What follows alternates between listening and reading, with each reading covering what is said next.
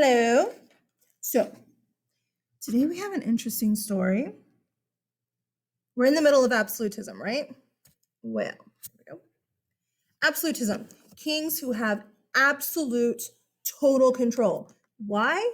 Divine right. They believe that they're there because they were chosen by God. Well, we've looked at Spain. We've looked at Russia. We just looked at, what is it? England? No, France. In your notes. You have Louis XIV right here, okay? Go down to England. What do you notice about what I titled it here? England tries absolutism. Try. If you try, were you successful? Whew. Okay. Where we left off with England was with her. Remember Queen Elizabeth? Queen Elizabeth, in the 1500s, Henry VIII's daughter. Hey, I'm giving you some context right now. She's the one who, she's Anglican, right? And she says, listen, you guys, if you're not Anglican, you can't stay here. I don't care where you go, but you can't stay here. So she's the reason that people are going to start, like the Puritans and the Pilgrims and all those groups are going to start going to the Americas to settle. Yes? Okay. Did she have any kids? So who takes over when she dies? Do we have a problem? Yes. So the throne is going to go to her cousin, this guy, James the First. Good old James. There's a little bit of an issue. Are you ready for this? James was, are you ready? Scottish. Scottish? What? The English hated the Scots. Ugh. They owned the Scots. They controlled them. They were like part of the English Empire, but they treated the Scots like crap, man. They hated them. But he's next in line. Legally, he gets to be the King of England. But see, England has this weird kind of government that nobody else has right now. It has to do with this. Do you remember that? It was signed by King John in 1512. The Magna Carta. See, the Magna Carta says the king rules with a what? A parliament. Okay, what's parliament? It's a group of nobles, basically. Now today it doesn't have to be like nobles, although you know it is. It's like government dudes. But the king rules with a group of people, basically like a Congress. They make laws. Yeah? And do you remember something very, very important about the Magna Carta? This is huge. The king can pass a law. That's a lie. The king can write a law and give it to Parliament. If Parliament likes it, cool, that law passes. If Parliament doesn't like it, the law doesn't pass. Flip it. Parliament can also write a future law. They give it to the king. If the king likes it, cool, he signs it, it passes. If he doesn't like it, so what? It still passes. So Parliament can make laws without the king, but the king can't make laws without Parliament. So tell me, who has more power in the English government? The answer is Parliament.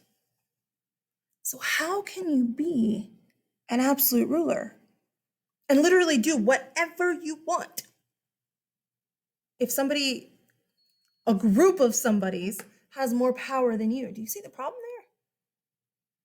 there? So James the First takes over.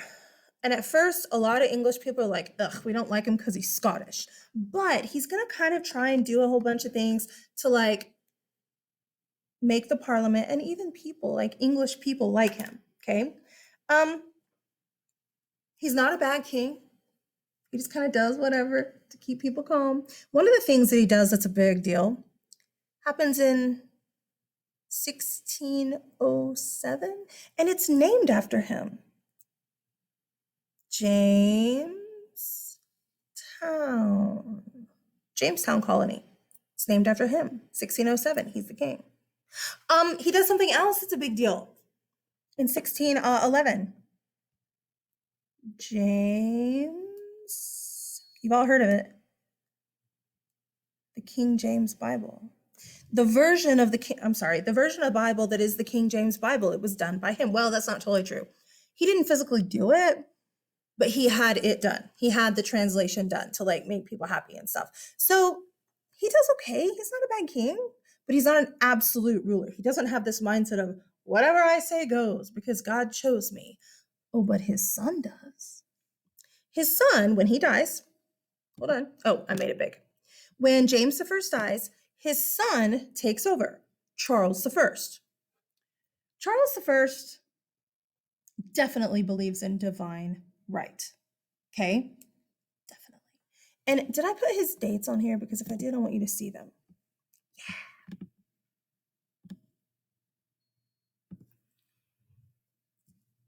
1600, 1649. Okay? You're like, so?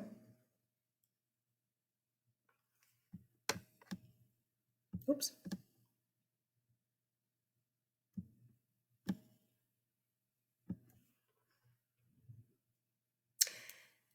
This is when little Louis is ruling. Little Louis, like little kid ruling.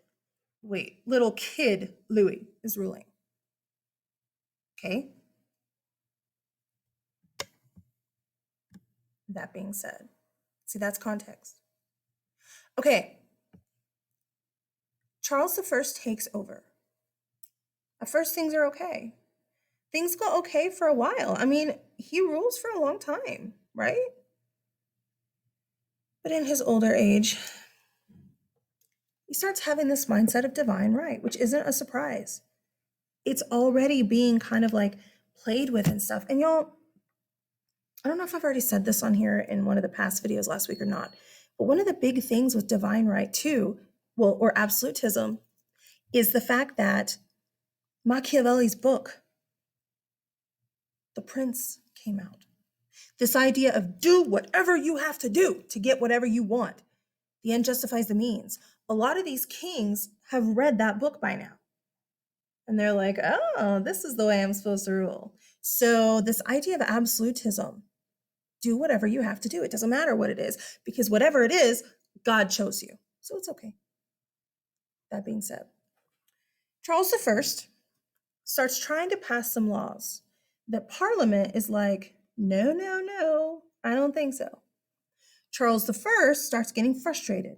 And he's like, Parliament, you have to do what I say, because I'm the king. What I say goes. And Parliament's like, dude, not according to the Magna Carta. According to the Magna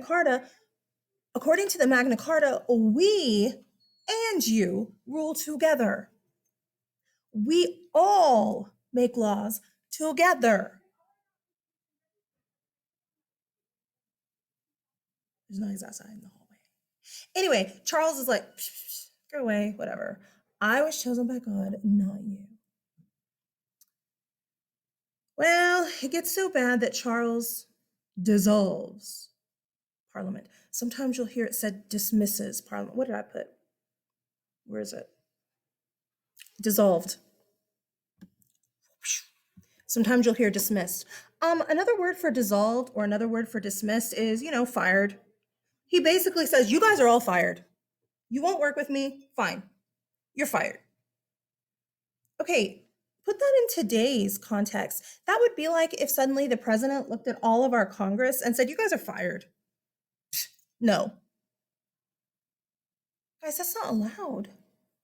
That's not legal. And you're like, who says? Who says it's not legal? The president can do whatever he wants, right? No. Well, who's going to stop him? Who is going to stop him? That's kind of the question here. This is going to start what we in history call the English Civil War. But guys, please understand, this is not a civil war like what we had, okay, in America. It's not like the whole country is fighting. It's not like brother against brother and that kind of thing. Basically, it was like supporters of Charles I and the part of the military that supported him versus supporters of the parliament and the part of the military that supported parliament. People who lived like way in northern England or whatever, they didn't even know this was happening. This is more like a London, big city type thing. Not just London, okay, but this is more of a like big city type thing. We call it the English Civil War, but again, it's not. And I mean, technically, it is a civil war, but it's not the kind of civil war that we in America think of. It's not big and giant in the whole country. Okay, so that being said, we have the English Civil War, which lasts for a while, actually. But here's why.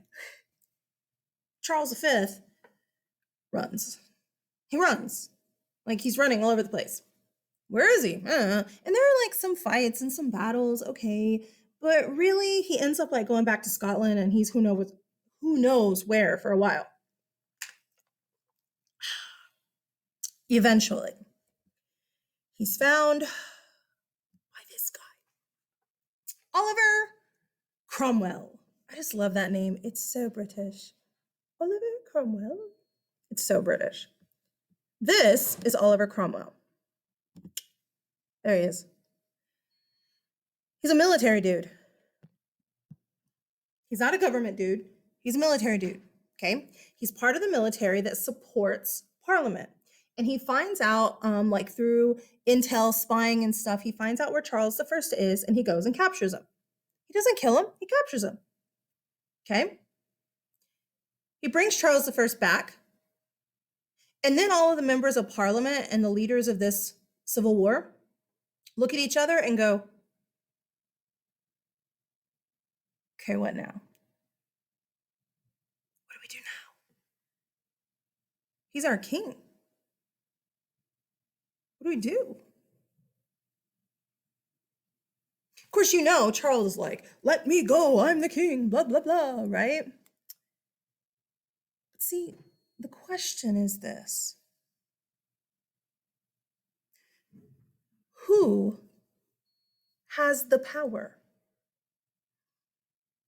Does the power rest with the king?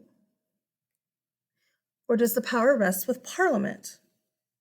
Because according to the Magna Carta, the power rests with both of them. So if that's the case, who wins if there's a disagreement? You're like, well, there's more members of Parliament than the king, so Parliament. Yeah, but that's because we're a democracy and you have like a democratic mindset. They don't. They see Parliament as one whole body, not 200 individual dudes. And they see the king as one body. And they both are supposed to share equal power. So if they disagree, who wins? Eventually, somebody says, hey, is the power really with the king?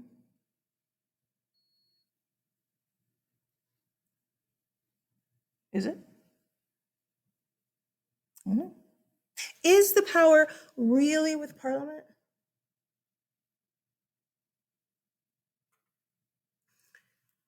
Or is the power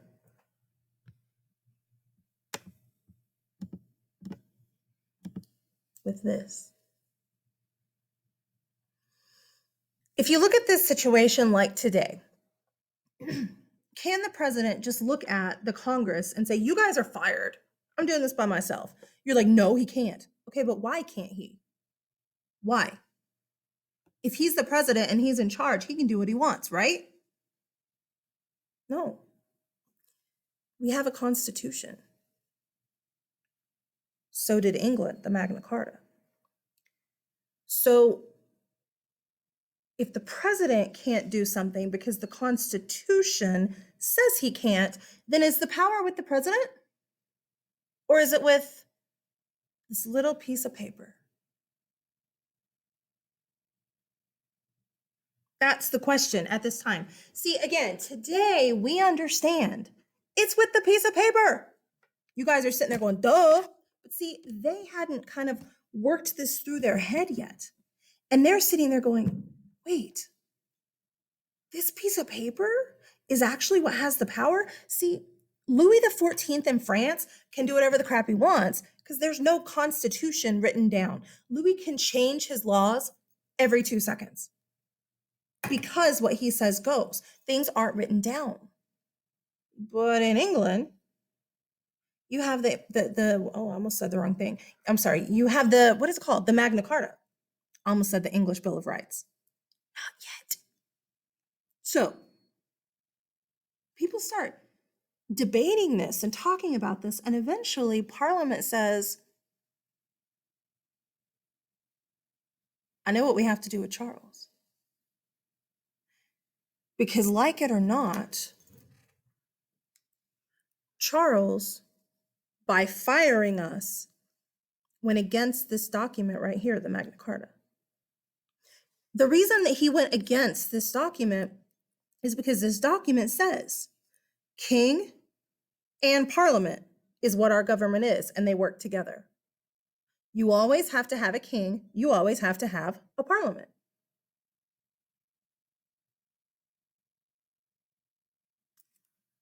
If he gets rid of parliament,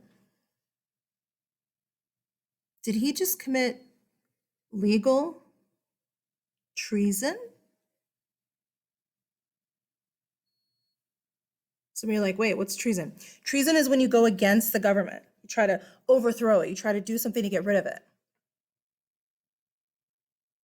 See, if they didn't have this written down, he could have done it. It would have been legal. They have this. And this little piece of paper says, king and parliament rule together. So did he commit treason? Yeah, but isn't that weird that a king can commit treason against his own government? Whoa, that's weird. He's put on trial. Okay, please understand, at this time, this is not a trial where people are like, yeah, let's kill the king. That'd be awesome. I feel like my thing's too high. They're like freaking out. The English people are like, okay, this isn't cool, man. Because what if he is God's representative? What if God chose him to be king and we're killing him? People are freaking out. It's not as clear cut as it seems back then. This was done like by the book. Like everything was legal. They made sure that they followed this big time, okay? What's weird is, can you just stop for a minute and put yourself in their place? Imagine being the lawyer prosecuting the king. The lawyer prosecuting the king isn't like, haha, let's kill him. He's like, yes, legally he did commit treason, but I mean, are we gonna kill him? Like, people are freaking out. Can you imagine being the judges who have to determine whether their own king really did commit a crime or not? Eventually, Charles is found guilty. Oops. What is usually the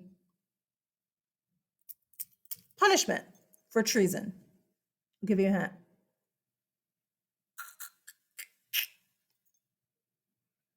So he's found guilty, which means the punishment for treason is death. Oh my gosh.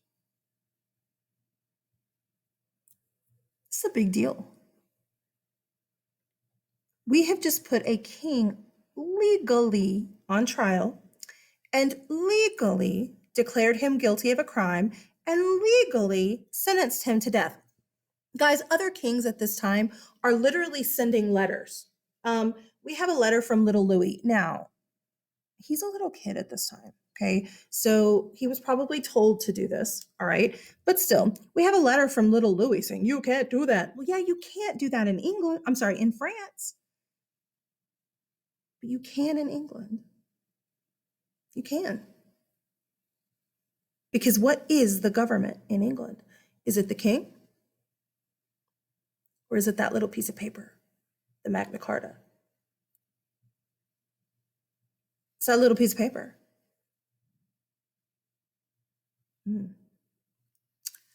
So Charles I is sentenced to death. I love this painting. It's huge. It's like a whole wall. It's the biggest painting ever. But it's the death of Charles I. Okay. And you have like all kinds of stuff going on.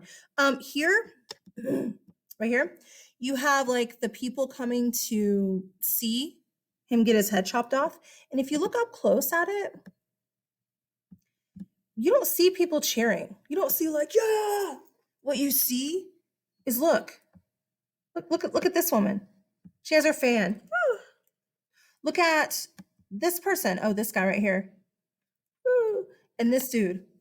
And weird horseman. I mean, who takes their horse to, I don't know, whatever. Okay. And then this lady right here has fainted. Oh, they're killing the king. Look at their boots. Aren't they crazy? Just a little side note.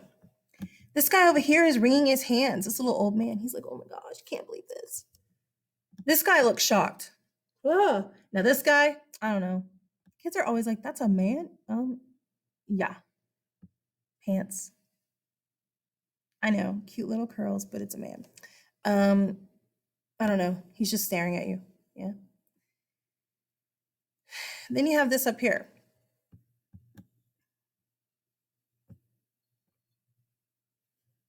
This is the scene of his death.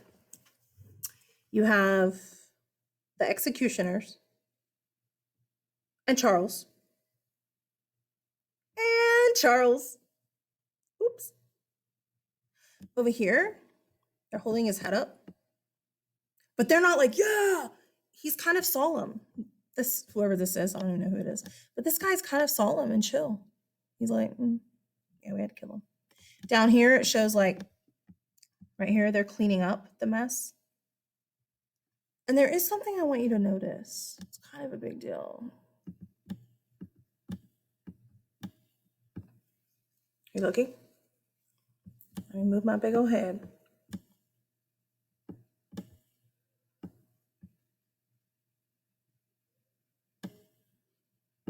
There's a child there. You're like, that is a tiny child. I know. But it is supposed to symbolize a specific child. Any idea? How about little Charles the second? Charles I has a son named Charles II. Charles II was sent to watch this. Parliament wanted to make sure that little Charles understood you have to work with Parliament. Now, Charles II is a little kid. I don't know how old he is. Here, the kid looks like a little mini baby or something. But I mean, I don't know how old he was. I'm sure we could look it up. But in fact, I guess we could. It doesn't really matter. But anyway, he's a kid. Okay. The reason that he has to watch this, and I know it's horrific, traumatizing, I know, but the purpose is that's going to be the next king, and they want to make sure that he knows you have to work with us or you die. I mean, that's it. Those are our only options. Well, when it's time to put little Charles II on the throne, he's going to need a regent, right? Because he's a kid. He can't rule. Remember this guy? Oliver Cromwell says, oh no. He's the guy that like captured Charles I. He takes over the government. I have told you this before. I'm going to tell you again and again and again and again. You have to be so careful who your military generals are, because the military backs him. He looks at Parliament and he says, we're not putting that kid on the throne. That kid is just going to hate us. He says, I'll do it. I'll do it. Is he king? No. He's a dictator. He just took power. The difference between a king and a dictator, if you're a king, it's hereditary rule.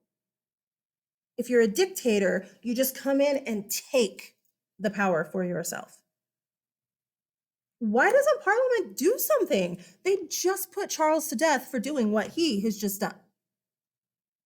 Is it legal for him to take over the government? No. See, Parliament, the Magna Carta says king and Parliament rule together. But see, what we have right now is Parliament and dictator not ruling together. Because when Oliver Cromwell takes over, he never calls an official meeting of Parliament. He just leaves them dissolved. He never calls a meeting with them. Now, the good thing is, he's only in charge for like 5 years or something before he dies. He doesn't really do much like governmentally either. He doesn't make any changes or anything like that. So it's not really that big of a deal. Except this is England's little hiccup in their continuous line of kings since William the Conqueror in 1066. But again, luckily, Cromwell doesn't last very long. Cromwell kicks the bucket. Yep, 5 years. That's what I was thinking. Just wanted to double check. And then we have what's called the Restoration, where we are restoring the king to his throne. What king? That little kid.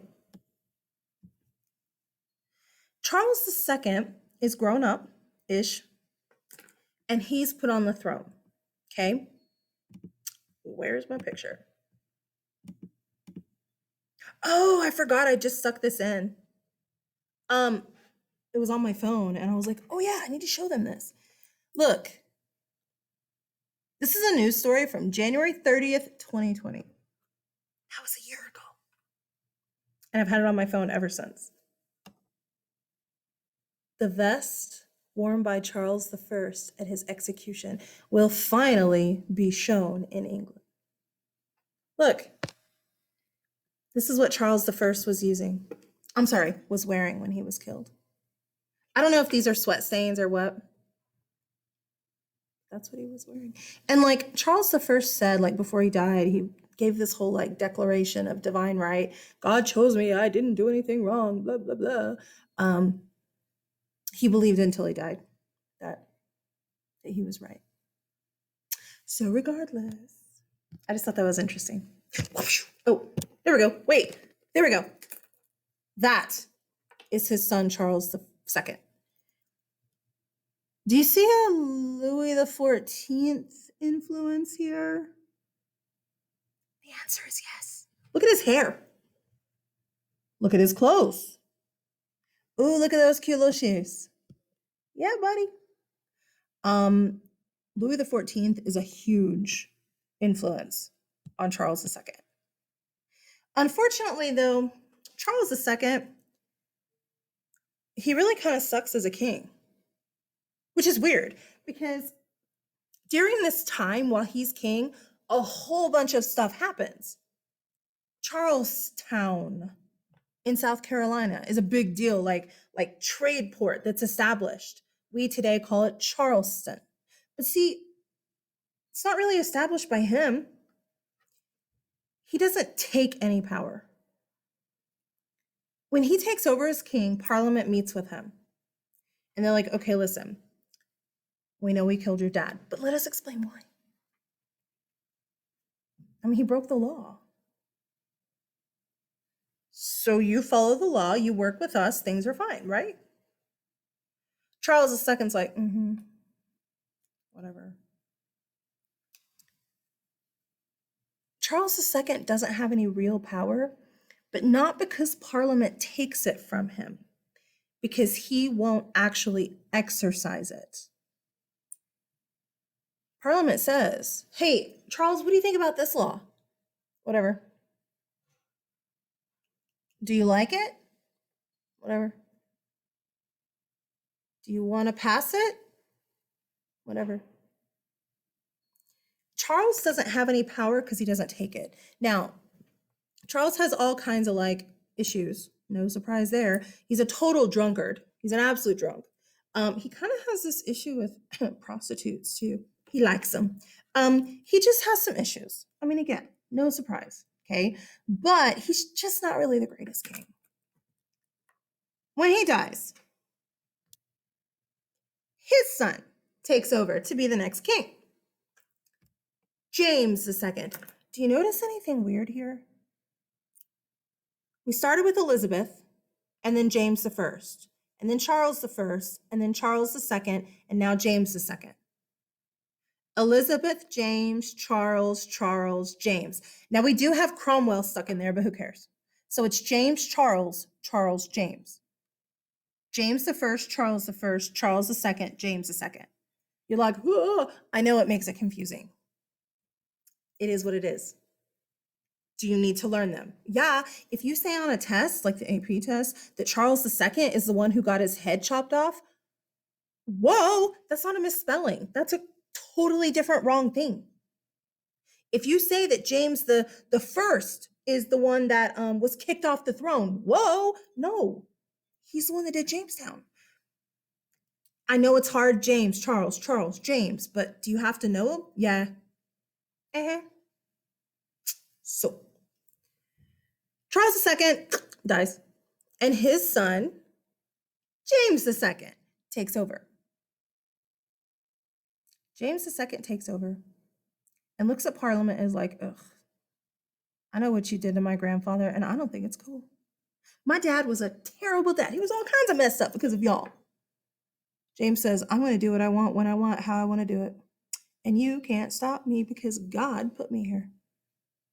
I'm sure Parliament was like, oh crap, here we go again.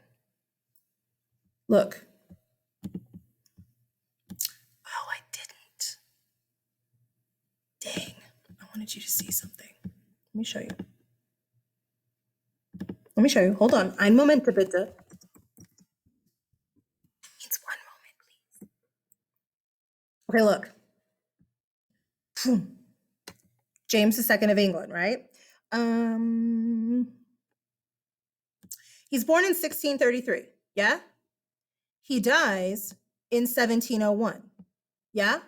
He's king, this matters, from 1685 to 1688. That's only 3 years. 1685 to 1688. You're like, so? Look. 1685 to 1688. Are you looking? 1685 to 1688.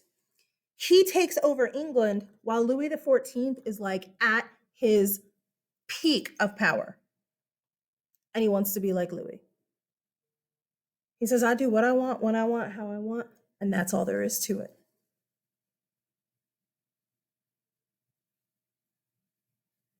Oh, okay, I just got an email from the office that says, action required. So, James II, check this out.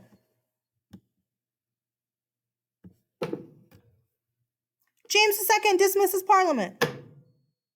Seriously. Oh, yeah. Parliament is like, oh, we're not dealing with this crap again. This guy knows what happened to his grandfather, so what a moron.